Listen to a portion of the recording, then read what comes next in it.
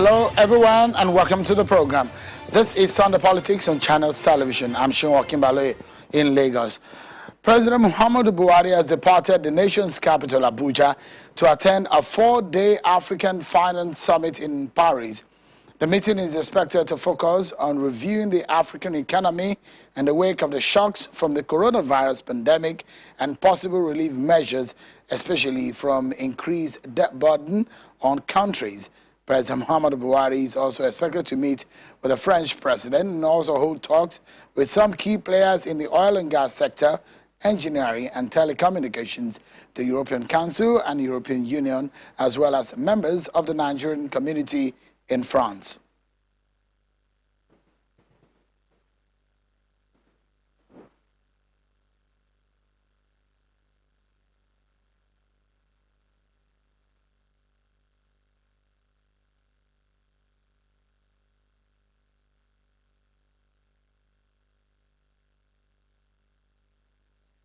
As a president departs for France, the opposition People's Democratic Party, PDP, is tasking the ruling All Progressives Congress, APC, and the Buhari-led administration to urgently attend to the situation of things in the country. According to the opposition party, Nigerians are starving, dying, and has asked President Buhari to address food insecurity now. In the statement by the spokesperson of the PDP, it says, quote, "Our party charges President Buhari to take urgent steps to address the urgent issue of hunger by opening our silos to cushion the situation and push down prices.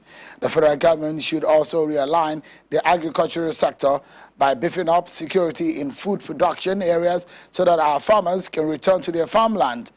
The PDP also believes that the time has come for President Buhari to provide direct stimuli to small businesses as incentive to pay salaries, revamp production, and boost purchasing power.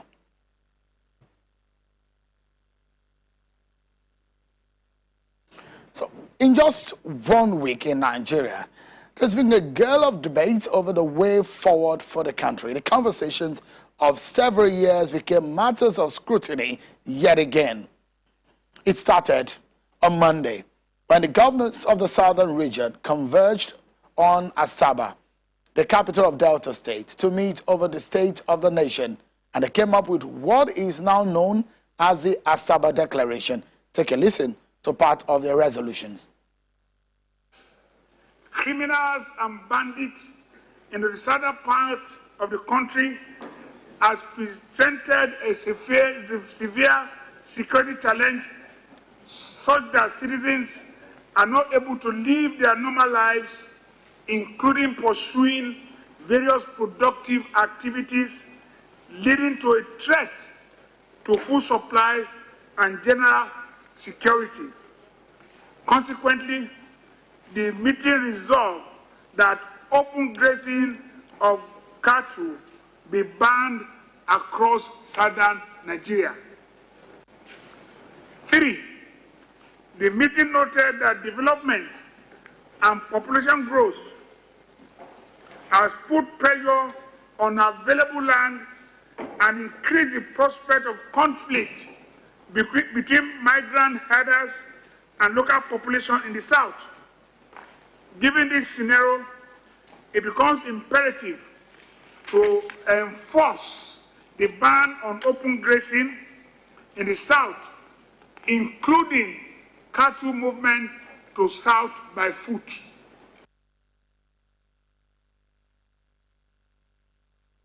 Since that Asaba Declaration, there have been reactions and different debates over the resolutions of the governors, as you heard Governor Akeredolu there explain on Monday in that video that you've just seen. On this program, there are some of these reactions. Take a listen to Senator Ali Ndume and Governor Yaya Bello. I sincerely appreciate the position and I respect the position and view of our brothers from the southern or the southwestern part of this country for calling for a structure. Mr. President has heeded to it severally. He has granted the autonomy of the judiciary, granted the autonomy of the legislature, granted the autonomy of the local government by going ahead to sign all the executive orders. Also, national conference, national dialogue. We have our representatives from the Senate to the reps to the various House of Assemblies. For crying out loud, we elected them to represent us. It is not just enough for Mr. President to say, oh, Nigerians should come and let's begin to dialogue. We have each and every one of these. And there has been several dialogues and conferences which the reports are gathering dust today. What stops from the National Assembly, come up with the document, deliberate on it, and come up with your position and forward it to Mr. President and wait for Mr. President to agree to it or not. We have serious security challenges in this country that are different in all the geopolitical zones if you look at it. And I was expecting that the governors will close themselves in where they did and then address these issues, come up with the 3 solutions that they mentioned, and then come and discuss with the president in a closed session, as we call it in the Senate, not to come out and then talk to the media and then issue a blanket statement, for example. I'm not concerned about what they said, but like the open grazing system, which they say they'll ban it in all the South and that people cannot move, not addressing how they will accommodate or look at the constitutional issues that will come as to freedom of movement, which every individual is concerned with, and how practical is that decision to be implement. I was thinking that they will come out with the immediate solution, mid-term solution, and the long-term solution to open grazing system.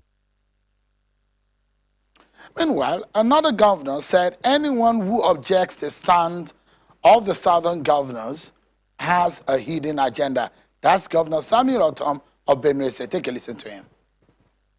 Taken to criticize and to castigate southern governors. Southern governors have not done anything wrong. You have done the right thing. Anybody that is castigating them for coming together to say that it is no longer feasible to do open grazing in Nigeria, then we should ranch our cattle.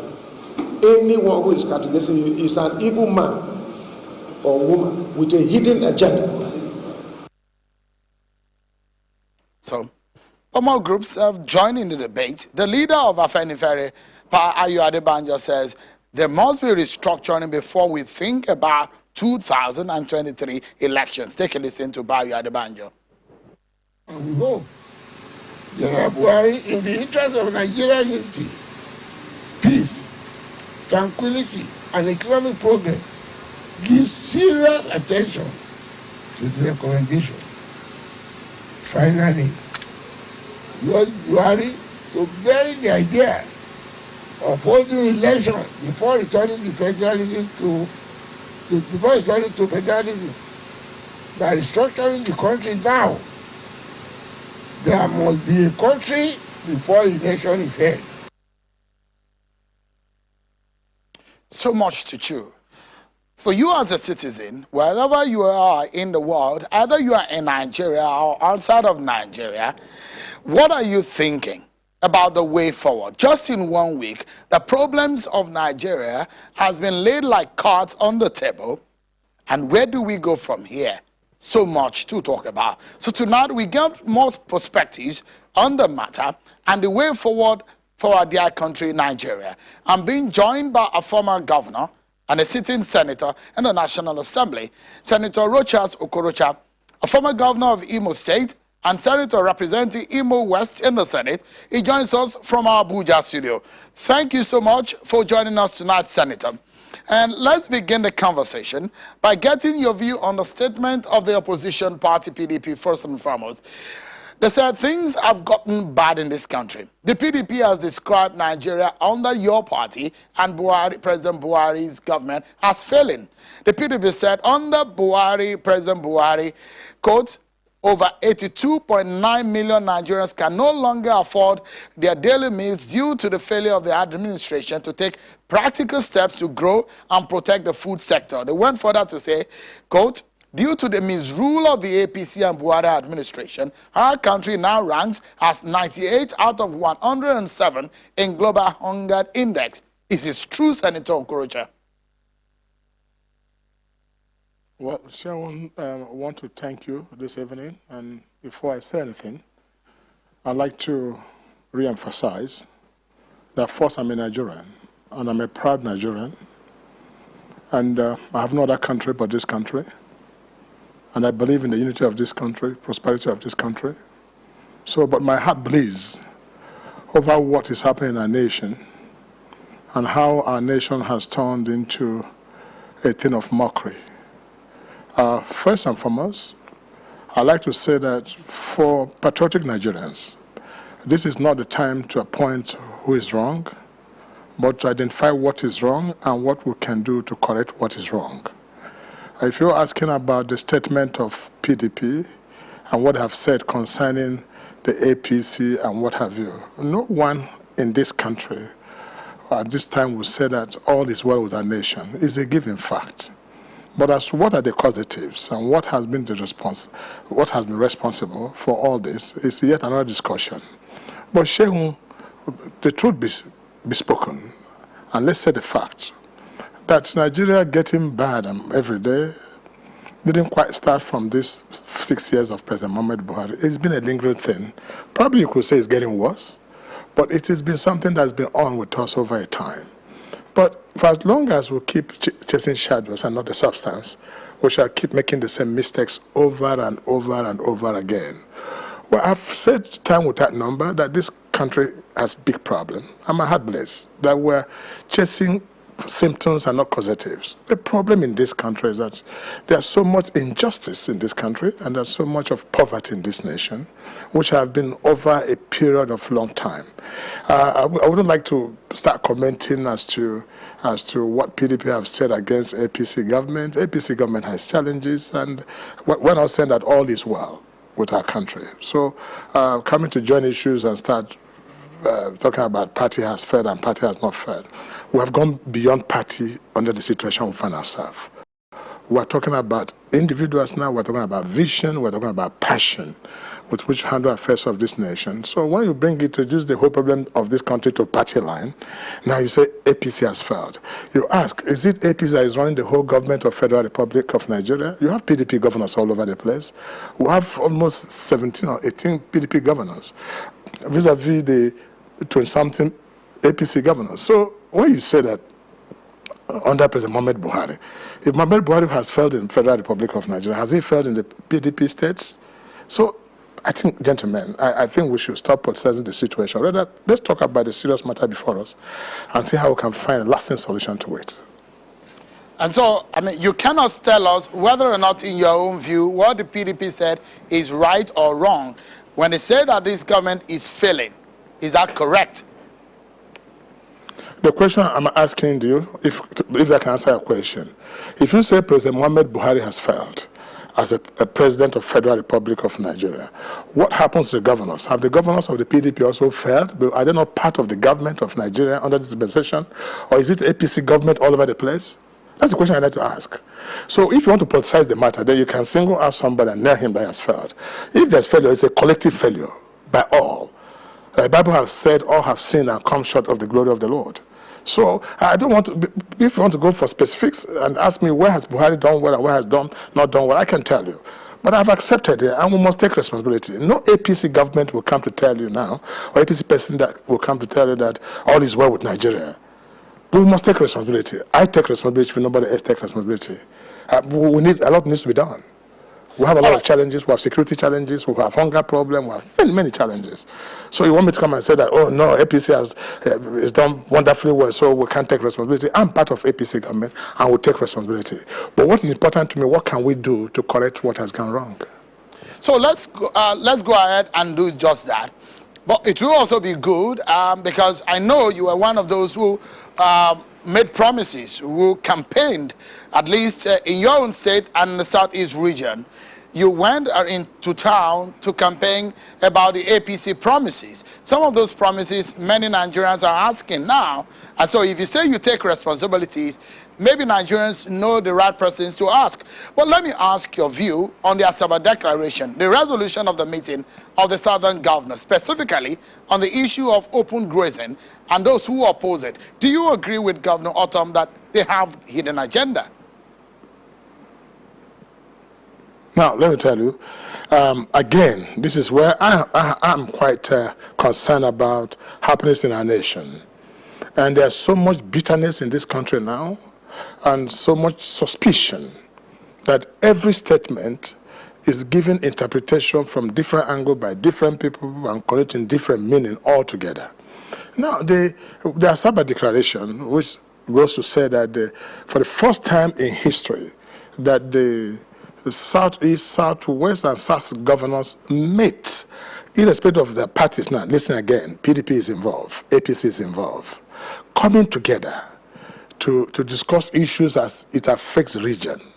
Now, for me, it is something I'm concerned, because it's the very first time a Yoruba man is working with an Igbo man, a Yoruba man working with a Joe man, Shekiri man, and vice versa, all of them coming together. That's even where I'm concerned. I think that's what has provoked the whole discussion on this matter, because it's never expected that they will come together in terms of party, both PDP and APC, who is in government, and talking about the same issue. That cause for concern. I see it more or less like a clear and call, rather than the way it's being presented. I think what the southern governors have come to say is that, listen, we're Nigerians, and our people are showing so much concern about what is happening. We're asking that we should come over let the government meet, let people meet, and have a national dialogue. Now, that is one. And then talk about open grazing and what have you. But let me start with the issue of open grazing before I go to national dialogue, if that will help you. Now, the question you ask, Sherwin, since independence, since 1960, has there been any time southern governors have met to say that they ban open grazing? The question is no. Has there been any time that has there been any meeting where the southern governors have said, look, the Fulanis are enemy or Nanas are enemy? No. And I don't think that's the intention of that meeting. If it is, then I don't think I'm part of it. But what I understand from this whole meeting is that, listen, things are not well. And I like the name they use, national dialogue. Dialogue means there's something you are doing I don't like, and there's something I'm doing I think you don't like. Can we come under a round table and discuss it? And that is a call for peace, not a call for war. For God's sake. Dialogue means, come, let's discuss and see how we can have an amicable understanding on the current issue as it affects us as a people. So that should not be taken out of context and does not look like polarization. I know most people are concerned that for southern governors to meet means that, there's a danger of polarization in this country. I don't think that's the intention. And again, when you call for national dialogue, I think the governors must have met at Governors Forum. Nationally, they must have met with the Mr. President, they would have met with the senators, or tried to find solutions. I don't think they have found the solution. So on the national dialogue, they say, okay, let's come together and call our leaders. Because national dialogue, whenever it takes place, is a leader's talk, it's elders' talk, and not the children talk. It goes beyond National Assembly, it goes beyond National Conference. These are like elders, traditional rulers, past presidents, clergies, religious leaders coming together. Our founding fathers, if there are still some of them alive, to come together and say, look, this is how we started, this is the way to go, we should do this, we love each other. I don't think the intention of these southern governors is to call for break. And again, for the herdsmen, like I said before, there has never been any time in history where they say, listen, all herdsmen must go, we don't want to call them. But even at that, if you look at, there's an act, Federal Road Safety Act already, that prohibits moving of cows by the road, but you have to put them in a container and put them to transport them from one place to another. I think, Sheung, to the best of my understanding, we should even look beyond this and see the injustices going on within the headers arrangement. For instance, have you ever seen a header before? If you have seen a header, you see that these are children 12 years, 9 years, 13 years, 15 years, made to trek from 1,000 kilometers from Kano or from Sokoto or from Niger to Southeast. In the first place, this is a human rights issue. It's a labor law issue. It's child abuse. To get that children not going to school and get them to trek every day. That would have happened before 1960 where there were no roads. But right now, to have these children, that's my concern, that these are not going to school. And if you agree with me, these children do not own those cattle. Who own the cattle? Who own these cattle? These cattle are owned by eminent Nigerians. Some of them are even Southerners. Some of them are Northerners.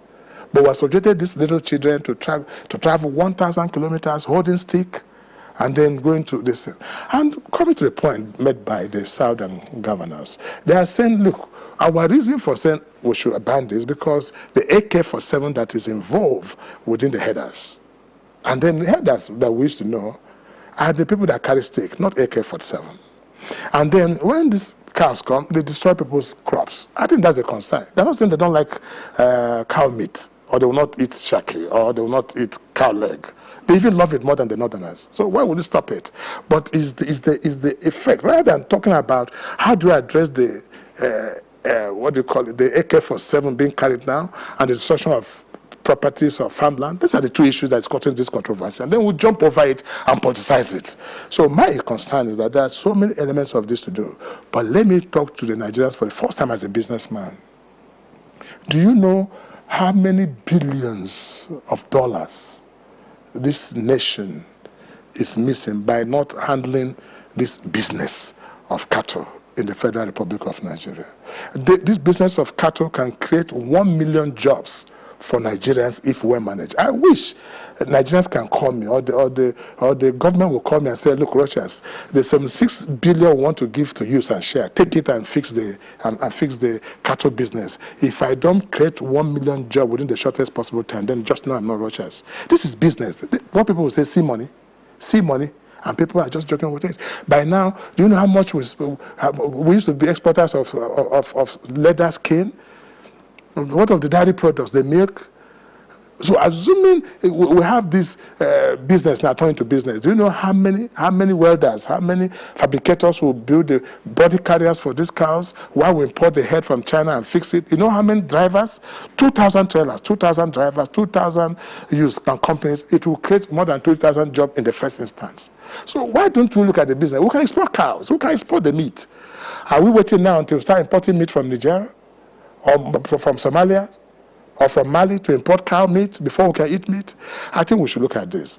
And then I think what the governors are saying, that they don't want cow meat or cow movement. They're saying, let it be ranched. Let it be kept in a place where it should be kept. And these children can go to school also there. We can open schools. Nobody say Fulani should go. I will not support anybody who say Fulani people should go. I can't even support it. I can't support it. So all I'm saying, Mr. Sheung, is that sometimes we politicize every single statement. We make it look like there's a big problem when there's just no problem. I think this is a matter of understanding. But coming to other issues of this national dialogue, my only concern about their statement is the time factor. If you look at it now, President Muhammad Buhari has spent 70% of his tenure as president. He has barely 2 years to go. And if you start forming this national dialogue team, I'm sure it will take you 6 months to compose it and set up secretariat and what have you. That will take you up to January. And by January, February, trust Nigerian politicians. Politics have taken a different dimension. And when will Buhari have time to complete this whole thing before now hand over to the new government? And then if we don't take time, politics will come into it and create more division for us. So it's neither here nor there, as I can say. Let's do the part of peace, and let us not create hate in already bad situation. We can't handle both. In your own view, do you suppose that could have caused, for those who are opposing the Asaba declaration? If anybody opposes Asaba declaration, means maybe he understands it from a different perspective. You see, depends on interpretation. If they have said this is a clarion call for peace, that we want to meet as brothers and sisters and to see the way forward for this nation, nobody will say no to that. But when some people interpret as name like, oh, we are South half group now, over the North, is a threat, we want to polarize, if they don't accept, we're going to move, that is where the problem comes. It's a matter of communication. Our communication strategy in this country is faulty. We don't communicate well. We might mean well, by the time you express it, it's misinterpreted and interpreted in such a manner that it gives a great kind of gap. I don't think that's the intention. So it's not calling for division. It's calling for national dialogue, for God's sake, that people should meet and discuss. What is wrong with that? There's absolutely nothing wrong. But at the same time is of essence. If President Buhari could not do this 4 years ago, I want him to do it just at the end of his tenure. Of course, Because whatever you start in government, you should be able to implement it before you leave. When will he finish it? When will the election come in? When are we going to do all that? But that is just my concern. But let us talk about what can unite us, not what will divide us. All right, we are due for a break, but quickly, people are looking at the fact that there is an urgent need to address some of these situations. But asking the president to address the nation, what do you suppose that would do to the challenges facing this country? Challenges are, I mean, address the nation, which was the issue of security. What issues in particular? There are many issues. But I've told you here, the issues facing this country, whether you call national dialogue, national conference, for as long as you don't address the issue of injustice and hunger in this country, you have not started. Believe me, you go back to square one. You'll be just being another bout of failure. So these are the major issues. And more of these problems are coming again. We have right now in the north, we have in Nigeria 14.3 million out-of-school children. 70% of them are from the north. And these children are not going to school. And we are talking about education injustice going on right now. Children are not going to school. These children will grow up again to become a problem to the society. And not going to be a problem in the north, they will be a problem to the Federal Republic of Nigeria. We must understand this. That the Boko Haram will suffer today was the ignorance was exhibited many years ago, not during the APC administration, 30 years ago. When children were not going to school, and we say it doesn't matter. All right. We are comfortable for as long as our children are abroad and the children are not going to school. Nigerians are, of course, leaders are comfortable. But look at the consequences now. Our children can no longer stay at home comfortably. Our children are being kidnapped every day, and people are asking for ransom. So these are problems. We don't address problems. We just address symptoms in this country. Senator, we are due for a break. Please, let's take a breather. And up next, it appears the nation is in a dire need of an urgent answer to the challenges confronting it. What could that be? We'll talk more with my guest after this break. Join us again. Thank you so much, everyone, for staying with us right here on China's Television Sunday Politics. My guest tonight is the former governor of Imo State and a sitting senator representing Imo West in the National Assembly, Senator Rochas Okorocha. Thank you so much, Your Excellency, for joining us tonight. Let's continue our conversation on issues of national the debate. Well, Nigerians are talking about the way forward. There are also talks about the issue of national dialogue. Payo Adebanjo, for example, is saying that we cannot think about 2023 election without President Buhari urgently restructuring this country. Since some eminent Nigerians are saying that is the urgent solution to our problems, we need to sit down and resolve it. You had also said that it's the elite of this nation that needs to come together to say, not the children. What kind of modality are you suggesting for this meeting? Well, in the first place, let me emphasize there's a difference between national dialogue and national sovereign conference. You see, I think national dialogue is a call for understanding, which is what I propose should happen, really. There's no, you either have dialogue or you have war, or you have disagreement. So national dialogue is different from national sovereign conference. So I don't know which one he's talking about. If it's national dialogue, of course, national dialogue can take around the table and call the leaders, the various regional groups, the various traditional rulers and clergies, and those who often criticize government from outside, come around the table. And it takes nothing for Mr. President to address them and say, look, this is challenges we have. This is what is the problem. What's your contribution? Instead of staying out there to criticize. Now you are here before me. Tell me what I think I'm doing wrong and what I should have done better than what I'm doing.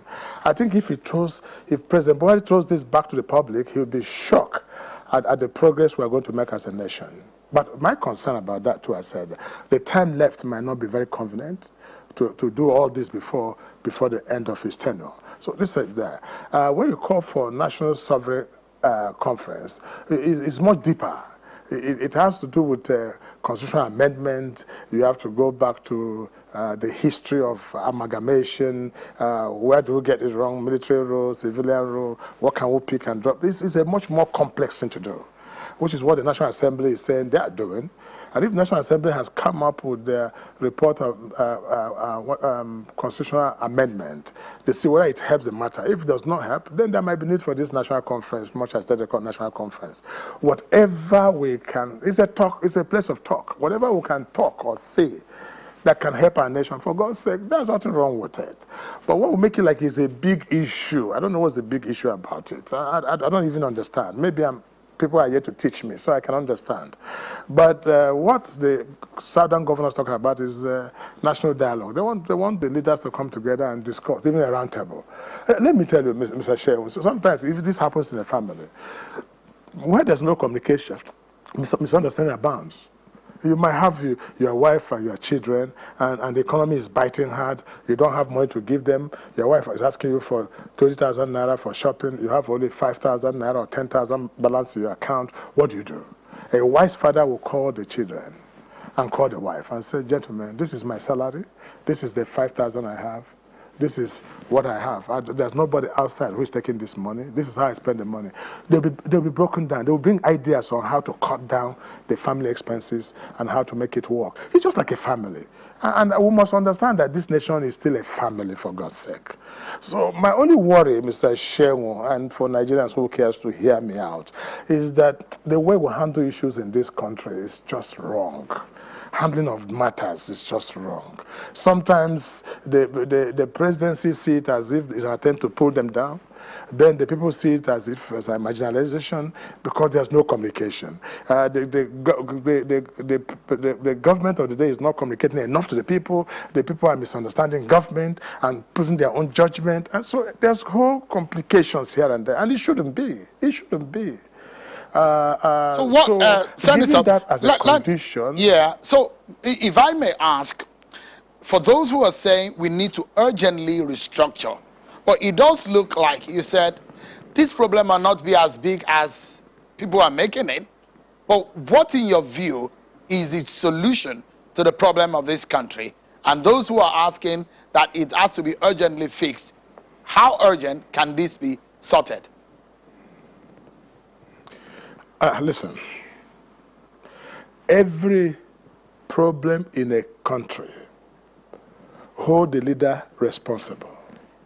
Every problem in the state hold the governor responsible. Every problem in the Senate hold the Senate president responsible.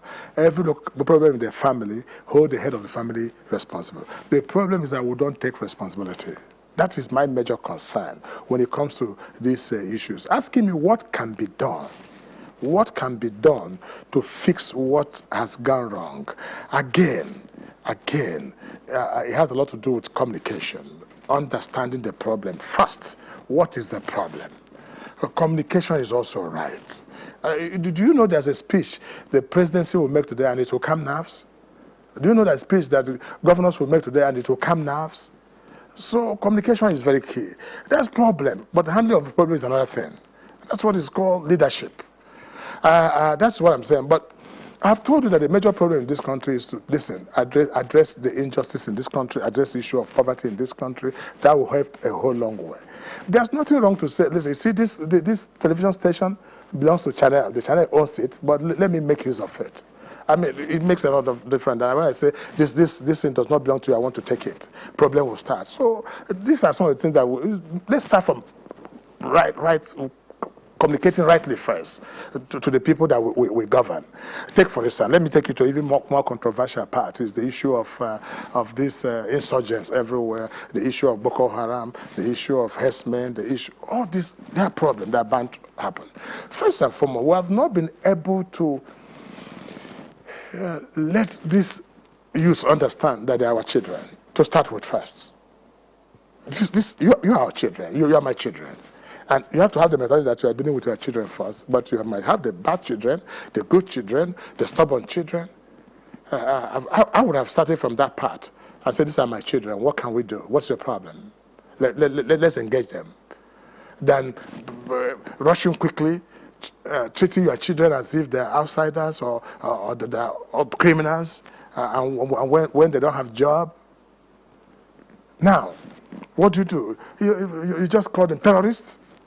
And when they become terrorists, you engage army, they shoot, or engage Air Force, they shoot, or get everybody. This then burdens themselves and become a problem in their society. This is something that would have been solved by just mere communication with these people. So it happens. When you ask me this question, there's a lot. Our problem in Nigeria is that we don't even know our problems.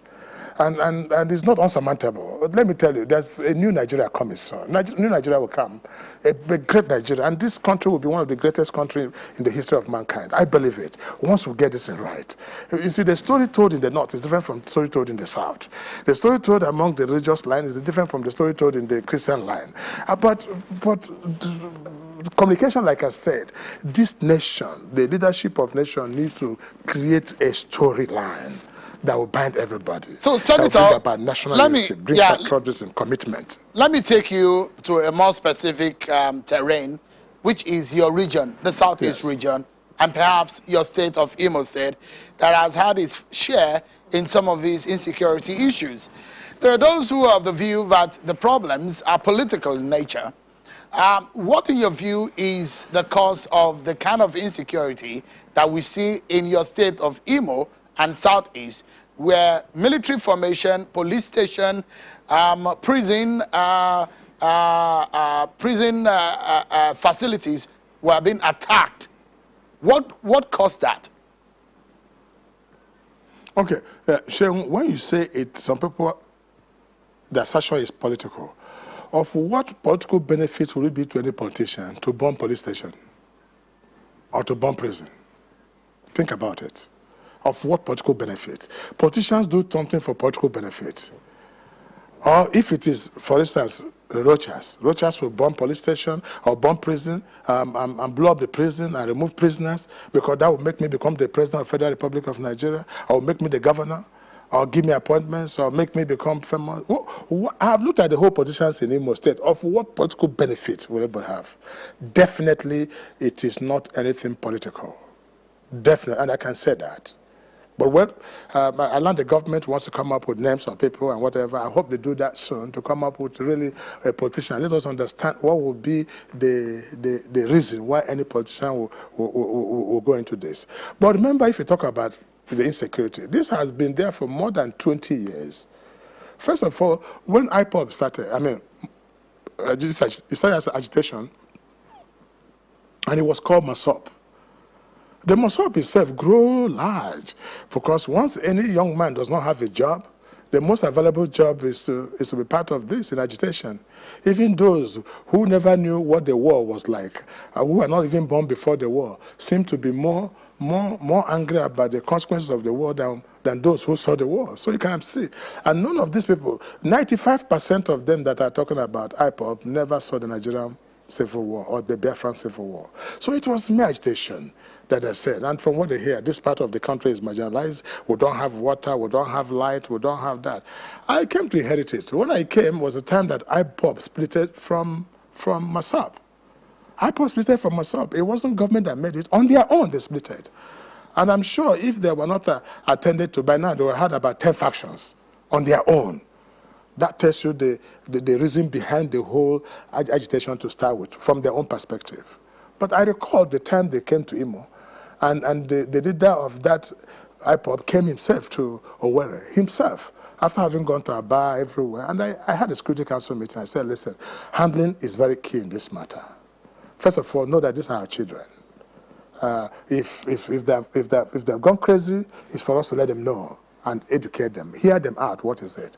And I remember telling the police commissioner then and the brigade commander then and the civil defense, all of that, I said, look, make it a protest, not a war. Let's call them, let them go around. By the time they went around Imo State, some of them got thirsty. By the evening, 4 o'clock, I saw some of them drinking water under the tree, and they were fine. And when I insisted to meet some of their leaders, they said they would not see me. I insisted, I said, I want to see, why can't you talk to me? Eventually, whether those were their leaders, they sent me 3 people in the night, and they came to me, and the young men's eyes were red. I said, my friend, what is your problem? What do you want? By the time they started explaining to me, they said that they took off their boys and locked them in Okigwe, and police shot some of their people and killed some of their people. They want those people released, and they marginalized them. That the person I'm talking to here is the military administrator of the new Biafra. This is the Commissioner for Finance. So they already have position in what they are pursuing. And that made me say, look, listen, this is not the way to go. As I talk to them, as I try to engage them, they say, look, we don't have road, we don't have water, these people are against us, they don't want us, we want to have our own liberation. And I said, can you convince me? If you convince me today as Rochas or Rochas, then I can follow you. But if you can convince me and I convince you, can you follow me? But for what benefit would it be? Look at the Southeast, look at where we are, where we're surrendered. I said, where is even the national airport? You want to give me a new passport to hold Rochas, and I will not be part of Nigeria? So I become a managing director of and chairman of 100,000 naira business instead of becoming a shareholder, 1% shareholder of a $1 billion business. That's what you're telling me. So it was just engagement. And listen to me. These are our children. Agitation. If they know that much we know, they might not doing what they are doing. So we need to engage in that. But when this issue of when the army introduced a Gunweke or a Python dance in the Southeast, I called the meeting and said, you are trying to give recognition to somebody who does not require this kind of recognition. And you're going to make him very big. Just like when Yusuf was killed in Bauchi, that Boko Haram started. Since then, this nation have not known any peace. And I said, for God's sake, when things like this start, engage in proper investigation. Investigate, and America will take like 2 years, find out the source. If we have taken time and properly do intelligent gathering and equip a department like SSS very well of Nigeria and fund them properly to even mix up with everybody and get us what is the root cause. Before you know it, you find out where this root cause, and you nip it on the board. But not done. It's just that if somebody makes a phone call, people come there and say, look, let's start shooting. When you shoot, how many will you kill? So, and that's why we're now importing $2 billion worth of equipment to fight crisis, which can be handled without all this. Senator, if I may ask you, is there any plan to parley or enter into some kind of agreement with the state governor, your governor in Imo State? Some people believe in the state that if both of you reconcile, that it might help to de-escalate the tension in Imo State.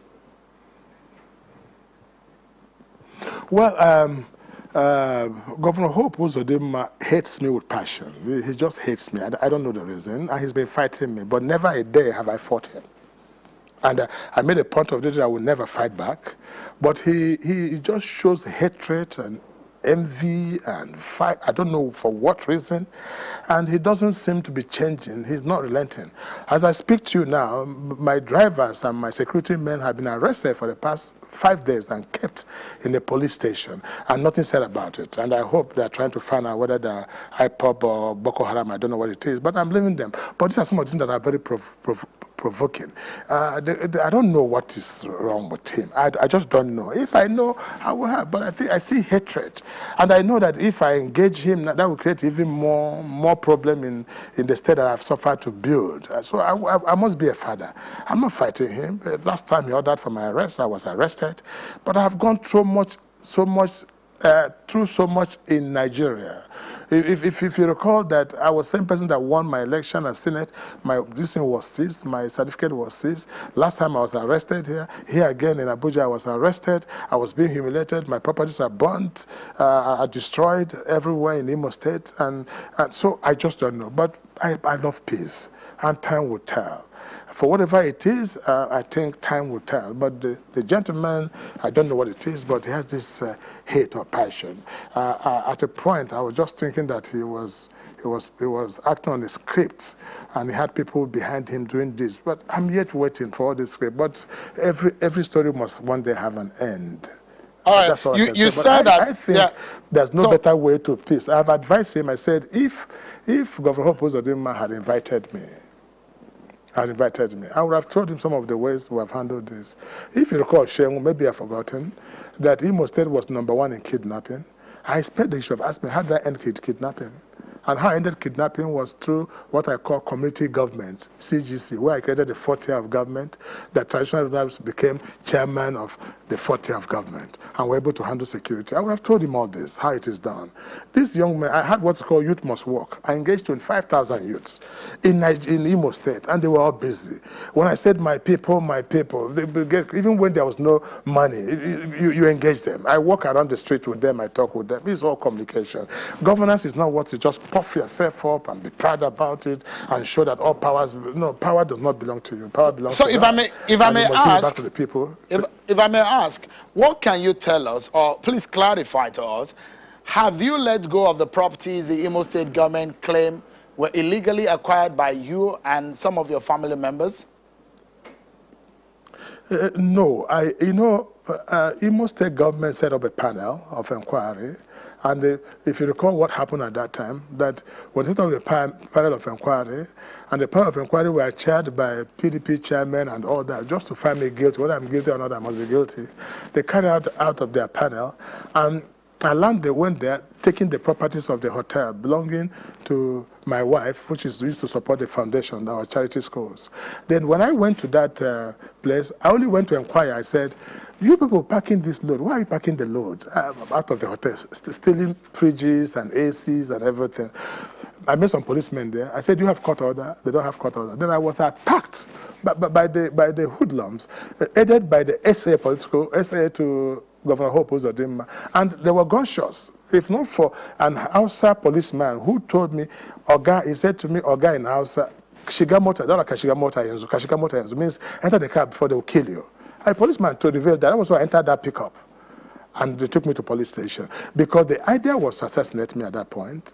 So, but I went to ask them, where is court order? When they had no court order, the following day they went to court by Njamanze, one Justice Njamanze, and got a court order to justify what they have done first. Now, in the same property, EFCC has also gone to court and gotten an interim forfeiture order to seize the same property. So the property is both in the hand of EFCC and the Imo State government, funny enough. And that's why I called double jeopardy. And I'm in court. I said, who should investigate me? This is too much of investigation. You can't be reporting me one side, you were the EFCC. EFCC invited you. You were there for about a night or two. Was that in 2 nights? 2 nights. Was that in reference to the time, the activities, your activities when you were in government, relating to funds, or what exactly were they asking you about? Yeah, it was relating to statements made by other people.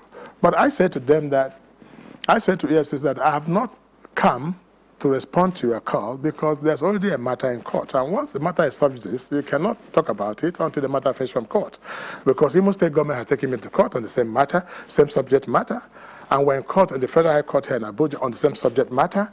But now I can't be called because, and they said, no, you must come. And I was arrested. So I went there and made statement.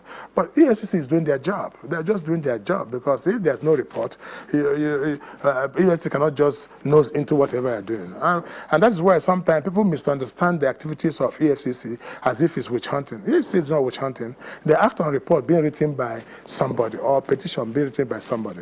That is why in this country, if you are not in good time with your predecessor or your person who succeeds you, you must go to EFCC. But if you are at peace with the person, you can never go to EFCC. Even in federal government, if all is well, you can't go to EFCC no matter what. Right. Only when somebody is against you and write petition. So EFCC acts on petition. That's what they have invited me for. So let me ask you quickly before we get off the issue of the Southeast and your time as governor in Imo State. There are also talks in your state about the establishment of ESN, the Eastern Security Network or Imo Security Network, as the case may be. What can you tell us about that organization, how it came by? Because we're talking about your engagement with IPOB members. I really don't. Do you know what's called ESN? I don't even know what ESN means, really. I don't know. What was so popular with us was IPOB during my government. And one thing that might shock you, I'm sure nobody will tell you this, that the people who call IPOB, from what I saw last time when they came around Imo for demonstration and all that, these are our sons and daughters. They are our children. They're not foreigners.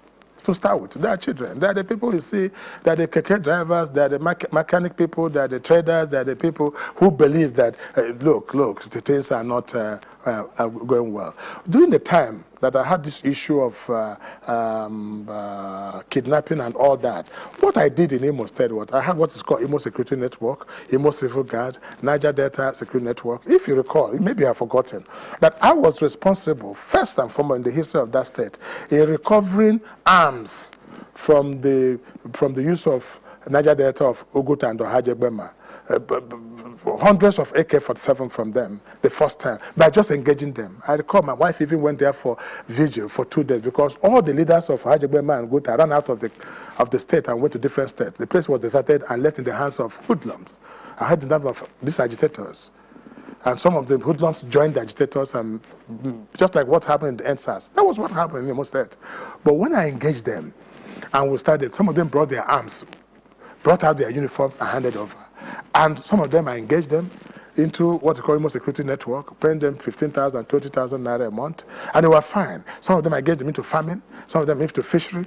I gave them 250 million naira note, a check twice, 500 million, that was given to them, opening Babin Salon, and the place became calm.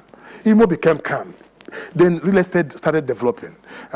People were coming from all over the whole country, establishing business in Imo State. Just like Nigerians are not very good in investigative journalism, that's also my problem with you. We sit one place and just notice. I wish you can go to Imo and make inquiries. What I did in Imo is what people to emulate. What I did in Imo, and I say it proudly on this national TV on my word of honor, and I say it on my word of honor, you can, since creation 34, 36 years ago, outside Mbakwe, put together what everyone has said I've done can be compared to what I've done in Imo State in 8 years. All right. So because of time, Senator, because you are not privy to what we do, you can't make judgment on whether or not we just sit here. We do our job, and I'm I have never seen one of the things that I've been to Imo more than you can imagine. But let me ask you, because the allegations from the government side of things is that some of what you have now were acquired, and they are questioned because before you came into office, and they are question mark about how they were acquired. And that's the reason that that's some of the claims they have. If you can quickly answer that question, I have one more question that I'd like you to answer before we go. Okay, Sheung, and I want to say it here and point, and I'm sure I'm national television, the whole world to see. And I challenge anybody to prove that I acquired any property from any government fund. I think people have forgotten that I was Rochas before becoming the governor of Imo State. I think they have forgotten completely. If anything, becoming a governor made me even poorer than what I was in the past. I don't know whether I acquired any single property here in Abuja. Check, there's none. The only property in question that I'm talking about was my wife's hotel, not even mine, which is used to support the Rochas Foundation College nationwide. We have hotels all over. We have in Jos, we have in Abuja here, we have properties everywhere. I have properties. If you go to my conduct bureau, you see my properties and see what is what. So I don't understand when all of a sudden, Imo 3 billion naira or 5 billion naira a month would have been where I will make money. And out of this money, they say I'm able to build the best international cargo airport. At least the fans said so. I built 27 hospitals standing there. Some of them completed, some of them not completed. I built every single thing you have in Abuja. I built just like have Eagle Square, have Hero Square. All right, Senator, because we're out of time, I'd like to take my last question with you. So no, what I'm saying, listen, I want to help you to know. Standing today, the best police headquarters outside the one in Abuja here is built by me. The best court was built by me. The best prison now they refuse to pack in is built by me. So how much does Imo make? Yeah, we're out of time, Senator, and we need to go. No, but I'd like to. Yeah, we're out of time. Okay. But let me quickly ask you. I'm hearing that you have ambition for 2023 presidency. Are you planning to contest for president in this next election cycle? Unfortunately for you, unfortunately for speaking here, is that there's a difference between ambition and vision. I think I have the vision to be president, much more than the ambition you're talking about. And if I'm going to declare, I will not declare before you alone, my friend Sheung. I'll declare before the Federal Republic of Nigeria. All the newspapers and TVs will hear about it. But my concern is vision. We're tired of people having ambition. We want people who have vision to be president to fix this country right. Senator Rochas Okorocha, former governor of Imo State and a sitting senator representing Imo West Senatorial District in the Senate. Thank you so much indeed, Your Excellency, for your time tonight. Thank you. And that's our show for today, everyone. Many thanks for watching. I'm Sean Akimbale. Enjoy the rest of your evening. you.